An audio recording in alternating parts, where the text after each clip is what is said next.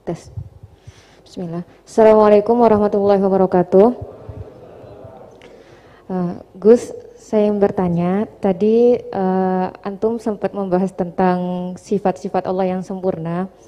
Beberapa hari yang lalu ada teman saya yang tanya ke saya, Mbak Nafilah, kebetulan anak ini memang baru hijrah gitu ya, baru belajar Al-Quran, baru baca-baca. Dia tanya, Mbak Nafilah, Allah itu boleh nggak disifati sama sifat yang mohon maaf kurang baik seperti makar, penipu atau yang lain, karena Allah kan sangat sempurna. Dan dia kebetulan waktu itu dia lagi menyebutkan ayatnya ke saya yang wayamkuruna wayamkuruna gitu. Ya, wa makarullah wallahu khairul makiri. Wa hum la yash'urun. Nah, di situ dan di surat Al-Anfal juga ada ayat yang tentang Allah itu sebaik-baiknya tipu daya gitu, mempunyai tipu daya yang sebaik-baiknya. Nah, itu kan menunjukkan kalau Allah itu punya sifat tipu daya. Jadi dia waktu itu agak ngotot ke saya, berarti Allah juga bisa dong disifatin sama sifat yang jelek-jelek yang seperti itu Mbak Nafila gitu katanya. Menurut Antum itu gimana? Saya juga masih belum jawab sampai sekarang pertanyaannya teman saya itu, karena saya masih bingung gitu. Jadi saya tanya sama Gus gitu, mungkin ada pencerahan gitu buat saya menjawab gitu. Terima kasih. Assalamualaikum warahmatullahi wabarakatuh. Itu begini ya, jawab seperti itu rileks saja. Yang jelas jenengan harus terima kasih sama yang tanya, nganggep jenengan pinter itu. Sampai tanya itu berarti nganggep jenengan pinter. Itu satu prestasi, itu orang nggak semua orang ditanya itu.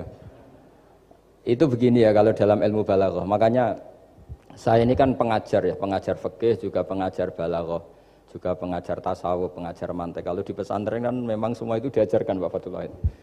Ini juga dulu mondok di buyut-buyut saya di Kudus itu, di pondok tertua di Kudus buyut saya. Makanya hormat saya itu bukan karena beliau punya etika, memang aturannya harus hormat gitu. Saya juga harus hormat beliau karena beliau rektor, ya sudahlah saling menghormati.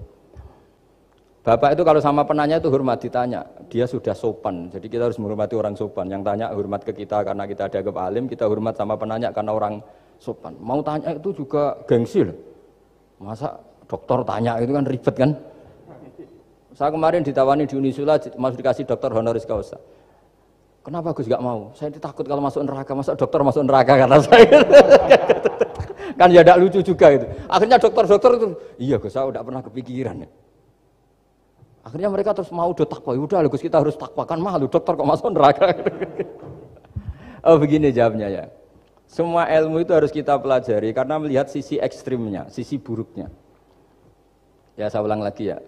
Ilmu itu harus Anda pelajari karena melihat sisi ekstrimnya, sisi buruknya kalau kita tidak tahu. Sehingga dengan cara itu kita tahu secara serius. Misalnya nikah sekali gak sah kategorinya zina. Kenapa anak angkat dilarang oleh Islam? Saya ulang, kenapa anak angkat dilarang oleh Islam? Kalau mau baik-baik saja, tapi gak perlu ada anak angkat. Karena apa? Sekali perempuan ini tadi ditulis misalnya binti Fathul Wahid, binti Bahauddin, itu nanti di KUA itu dikira itu walinya. Padahal hakikatnya tidak walinya. Maka enggak. Nah, ketika ini menikahkan, nikahnya sah enggak? Enggak kan? Karena dinikahkan oleh orang yang hakikatnya tidak walinya, itu satu. Sisi ekstrim kedua adalah ini nyata pernah terjadi. Anak ini kuliah terus pacaran. Ternyata pacaran sama kakak kandungnya. Jadi itu ceritanya ada anak dari Bojonegoro di anak angkat sama orang Jakarta. Singkat cerita sama-sama dewasa kuliah. Sampai pacaran, sampai mau kawin. Nah, pas mau kawin itu yang lamar adalah Pak D-nya. Pak D yang Bojonegoro datang ke Jakarta. Terus dia ngetik, ini kok rumah yang dulu saya titipin ponakan saya. Ternyata itu adik kandung. Karena si adiknya tadi pakai binti langsung yang Jakarta. Sehingga anak Bojonegoro perasaannya pacaran sama anak Jakarta. Nah, di sini kelihatan betapa hebatnya Islam ketika benar-benar melarang anak angkat dengan makna menasabkan. Kalau dengan makna kasih sayang nggak apa-apa ya, tapi kalau dengan makna menasabkan nggak boleh. Paham ya? Karena ada sisi ekstrim nanti bahayanya tadi. Nah, terus, ilmu balaghah juga gitu. Di antara sisi ekstrimnya ilmu balaghah adalah kalau kamu tidak memahami balaghah, maka kamu akan mengatakan Quran ini bohong. Karena kamu tidak tahu tasbih itu apa. Terus misalnya gini, Allah memaklumatkan di Quran bahwa orang kafir itu sumum bukmun umyun. Sumun artinya itu budak, tuli. Bukmun artinya bisu. Umyun artinya buta. Itu kalau kamu nggak ngerti balaghah, maka faktanya apa? Ternyata orang kafir tidak tuli, tidak bisu, tidak buta. Tapi kalau kamu ngerti balaghah akan tahu ini tasbih yang baligh, perumpamaan yang sempurna, kesusastraan. Jadi kalau orang muji Nabi itu nggak boleh bilang anta kasamsi, itu kurang keren. Kamu ibarat matahari, kurang keren. Kafnya dibuang, anta samsun, anta badrun. Kamu matahari, kamu rembulan. Nah, kalau orang sedang pacaran itu kalau bilang kamu ibarat bunga, itu kurang keren. Wah kamu ya bunga saya itu kan terus keren kayak. Nah itu balaghah. Nah di antara balaghah itu ada namanya wal ityan bil kalimah lil musyakalah. Jadi mendatangkan kalimat bukan dengan makna semestinya tapi lil musyakalah. Musyakalah itu perimbangan. Wa makaru wa makarawah. Mereka bermakar dengan tipu daya. Wa makarawah, dan Allah pun melakukan itu. Berarti Allah menipu daya mereka. Ya enggak.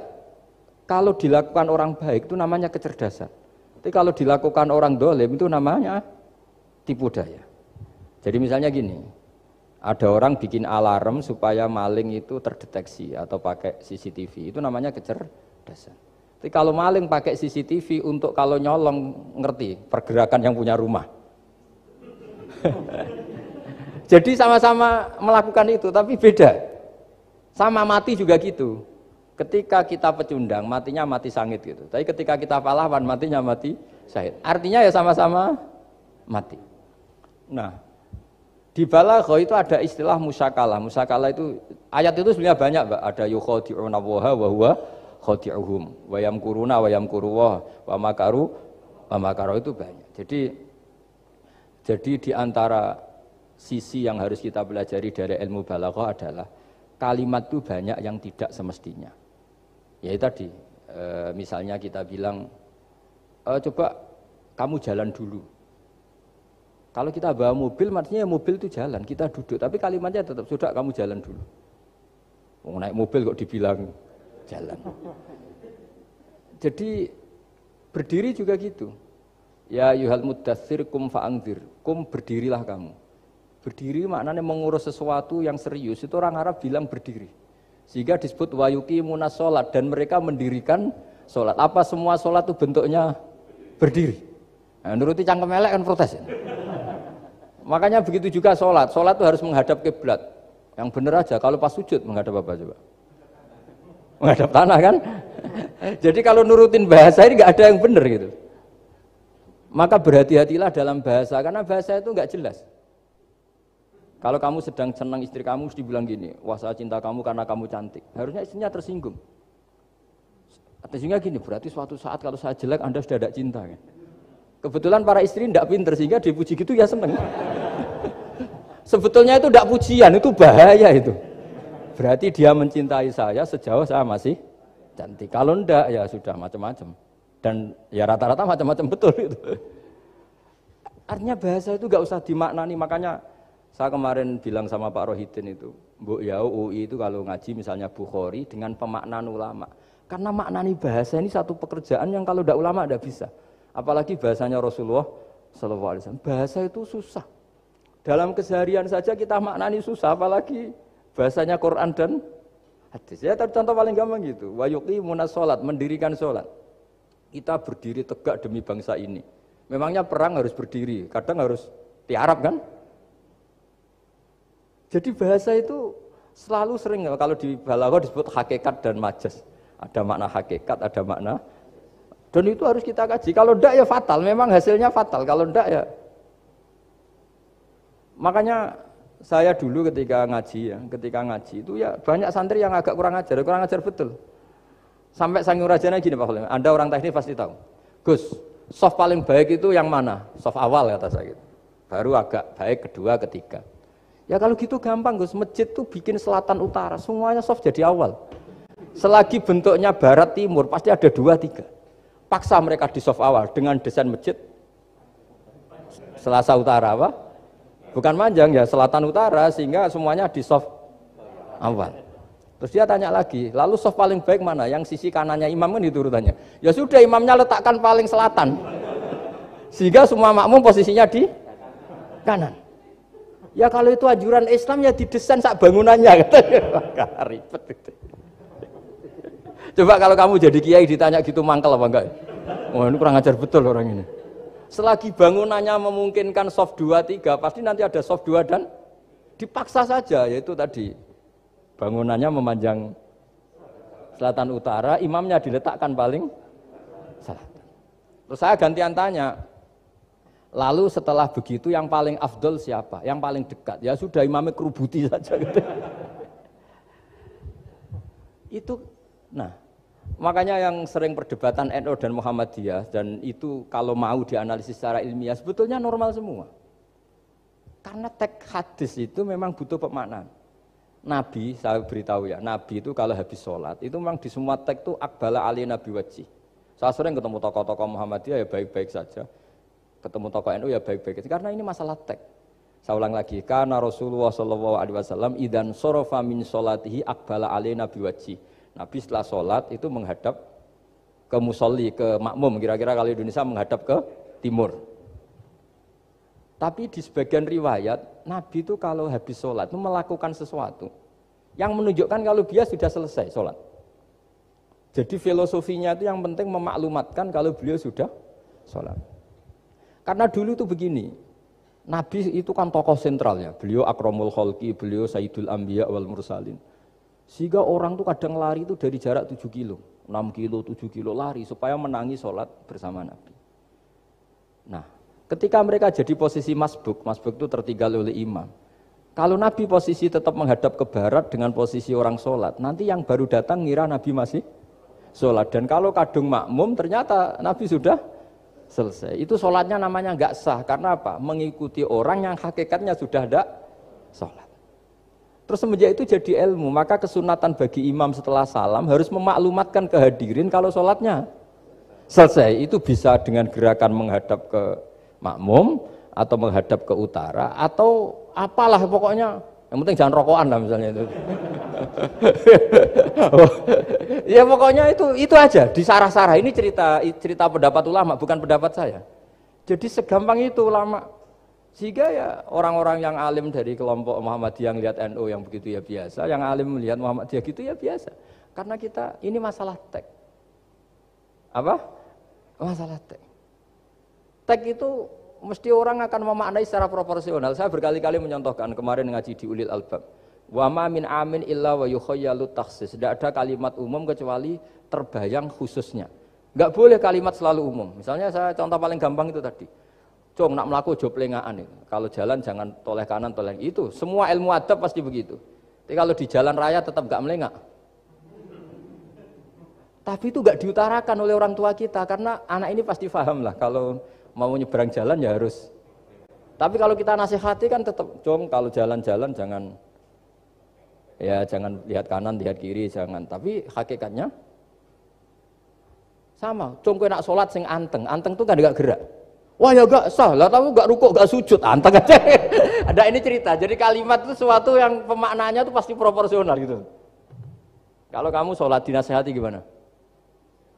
Sing anteng. Ya sholat kalau anteng sah enggak kira-kira? Enggak sah kan berarti enggak rukuk, enggak sujud kan anteng aja diam aja. Ya sama, saya berkali-kali nyontohkan, istri kamu kalau sedang baik dengan kamu, sudahlah Pak, kamu ingin apa saja tak dukung. Bilangnya apa saja. Tapi kamu jawab, saya ingin poligami. Wah, perkara itu. Padahal bilangnya apa saja. Maksudnya kecuali itu kan gitu.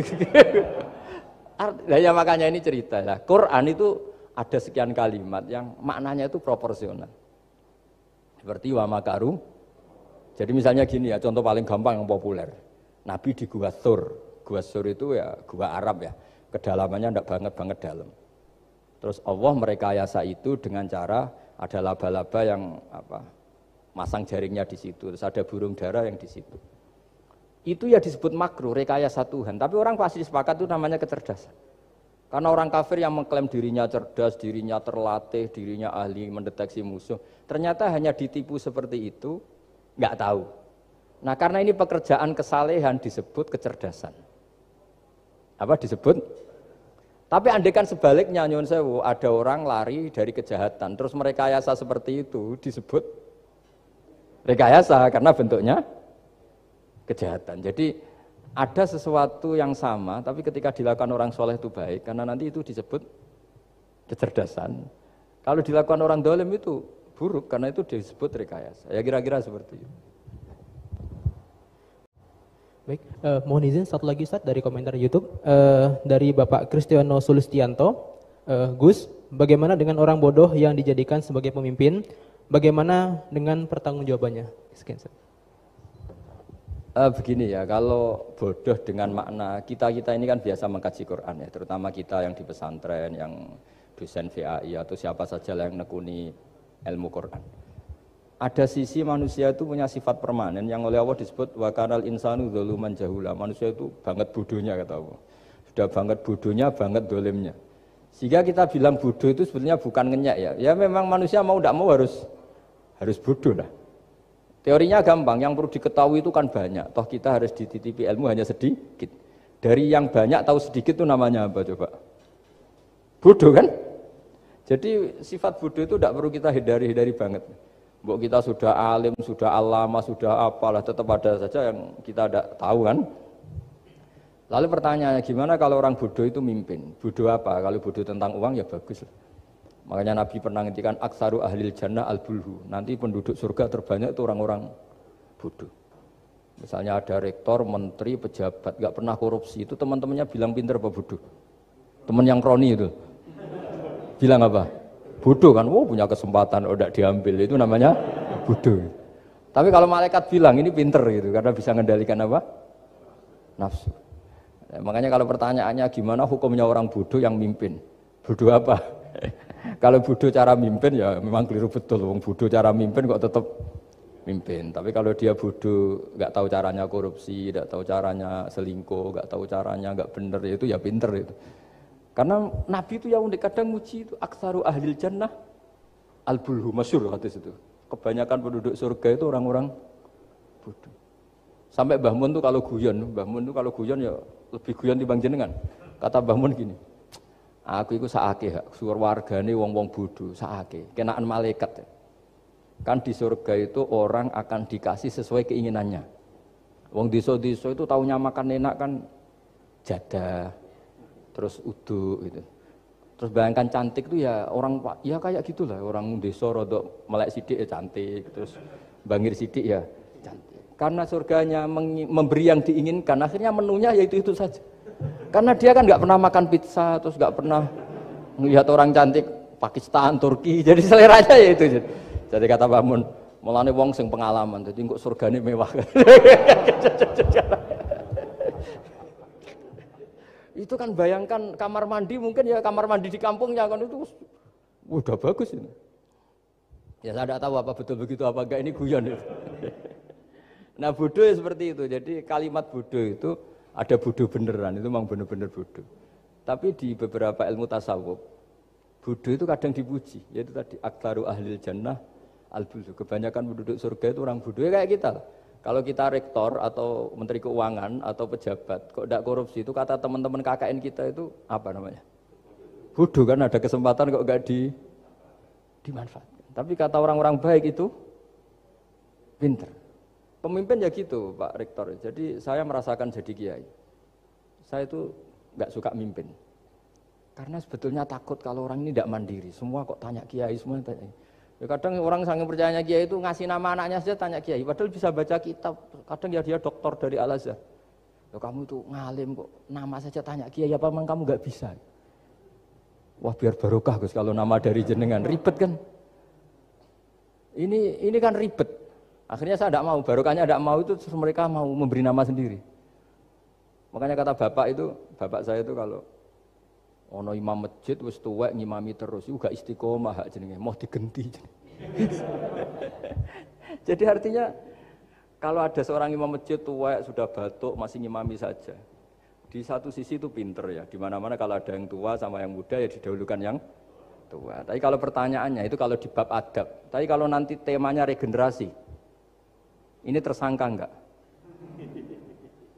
Ya saya ulang lagi ya, ada imam tua sudah batuk-batuk. Kalau temanya akhlak dibenarkan. Di mana-mana kalau ada yang tua yang jadi imam ya tua. Tapi kalau temanya regenerasi, tersangka kan dia. Lah ini lainnya gimana ini kok enggak regenerasi? Artinya gini, makanya saya bilang kalimat bodoh beneran apa bodoh yang relatif nisbi.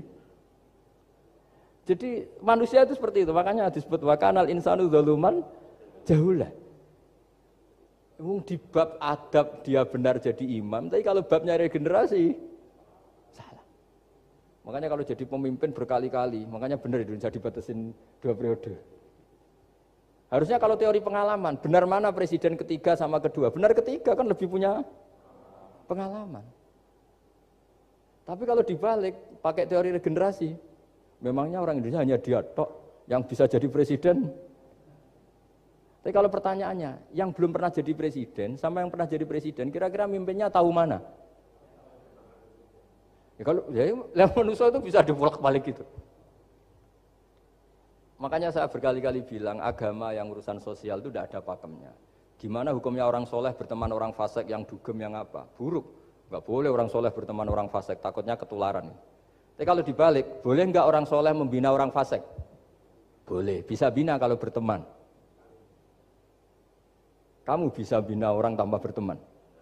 Enggak bisa. Tapi kalau pertanyaannya, boleh enggak orang baik berteman orang buruk? Enggak boleh kan? Takut terkontaminasi. Tapi kalau dibalik, boleh enggak orang baik membina orang buruk? Boleh, bisa bina kalau berteman. Boleh enggak berteman sama orang buruk? Jadi makanya di sini ini kalau sudah sosial itu ada muktadul hal namanya kalau dalam pesantren itu. Konteksnya apa? Apa? Konteksnya apa? Makanya sekarang ada Covid itu juga gitu. Wah ini enak copet itu. Polisi nggak boleh nangkap, jaga jarak Pak. Jadi kalau nyopet ya sekarang, kalau maling sekarang. Kalau mau ditangkap saya positif.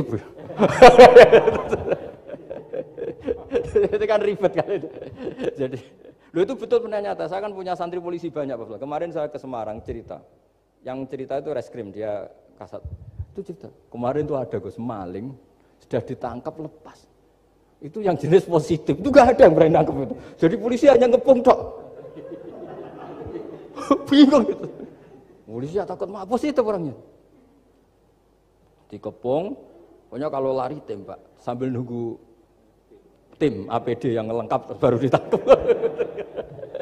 Ya saya kira demikian.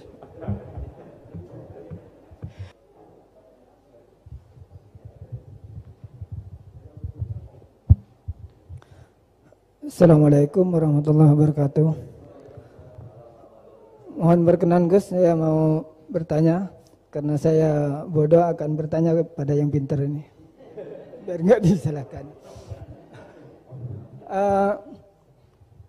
Mana ya langsung ke pertanyaan, lebih penting mana antara pintar dengan cerdas? Karena ada anekdot Madura itu, ya, karena orang Madura kan terkenal anekdotnya ya. Pada suatu saat di sekolah SD itu ada upacara, kemudian ada di anekdot itu ada menteri yang menanyakan kepada salah satu guru bahwa tiang bendera ini berapa tingginya. Oleh guru itu manggil murid untuk naik ke tiang bendera itu untuk mengukur tingginya tiang bendera itu. Kemudian sama seorang pejabat itu ditegur, kenapa susah-susah dinaikin tiang bendera itu? Enggak ditidurkan aja biar tidak mengundang bahaya. Dijawab oleh seorang guru tadi, lah tadi Bapak kan menanyakan tingginya tiang bendera. Kalau ditidurkan itu bukan tingginya tapi panjangnya. Nah ini itu kan panjangnya bukan tingginya. Jadi kalau menanyakan tingginya maka harus dinaikkan dulu, gitu. Diukur ke atas. Nah itu terkait dengan anekdot itu saya bertanya itu ya penting mana atau lebih utama mana antara pintar dengan cerdas. Terima kasih Gus. Ini karena pertanyaannya anekdot, saya jawabnya juga anekdot. Itu kalau kita di pesantren itu gudangnya, itu kan Biasanya korbannya orang Madura tuh, kasihan juga sama orang Madura. Itu kalau mereka ketangkep polisi ditanya, sudah tahu ini pelanggaran, tahu Pak? Kenapa tetap melanggar? Gak tahu Bapak di situ sih. Jadi itu kan cerminan pikiran kita semua. Kalau gak melanggar itu bukan karena takut aturan, takut ketangkep polisi. Sudah tahu kalau pelanggaran, tahu Pak? Kenapa melanggar? Gak tahu Bapak di situ. Ribet kan? Nah, tapi sebetulnya jawaban dari pertanyaan jenengan itu ya sebenarnya Anda pasti tahu lah. Ini kan antara cerdas dan pinter itu mungkin ya pinter itu ya cerdas, cerdas ya pinter. Yang jelas mengetahui sesuatu yang semestinya itu ya kecerdasan, dan mengetahui itu ya namanya pinter gitu. Cuma tadi yang menterinya memang tanyanya ketinggian, di mana-mana yang bentuk tinggi itu ya begini gitu kan. Kalau begini orang sudah bilang bentuk panjang gitu. Jadi ya dalam hal ini ya pinter dan cerdas anak SD tadi yang naik tadi. Karena ya tetap dia memang benar-benar ngukur ketinggian itu, bukan kedataran. Nanti lama-lama ini bukan panjang Pak, tiduran. Tapi itu memang di beberapa dunia wali itu dunia yang memanfaatkan kepintaran dan kecerdasan. Misalnya banyak wali yang ibadahnya itu biasa. Ditanya, kenapa kamu ibadahnya biasa? Loh, Allah itu enggak diuntungkan oleh ibadah saya. Ya sudah, saya ibadah standar saja lah yang wajib-wajib. Makanya di dunia wali itu lebih ngeri guyonannya. Ada seorang wali doa di multazam, ya Allah ampuni dosa saya, ampuni, dan ini tempat mustajab, saya berdoa supaya saya tidak dosa lagi. Itu jawabannya unik. Kalau orang tidak dosa, sifat ghafur saya nganggur.